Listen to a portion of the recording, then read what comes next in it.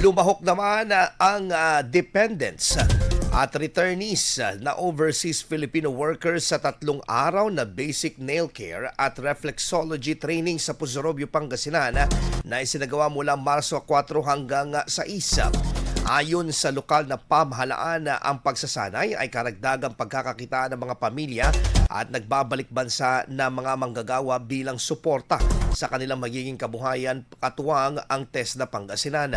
Target ng programa ang mga dependents at returnees dahil sa paniniwalang isa sila sa mga nangangailangan ng alternatibong pagkakakitaan habang ang kanilang mga magulang na OFWs ay nagtatrabaho sa ibang bansa. Matapos ang orientasyon sa unang araw ng programa, isinagawa ang hands-on training sa nail care at reflexology. Sa huling bahagi ng programa, binigyan ng Certificate of Completion ang mga kalahok bilang pagkilala at patunay ng kanilang kaalaman sa naturang larangan. IFM News. IFM News. IFM.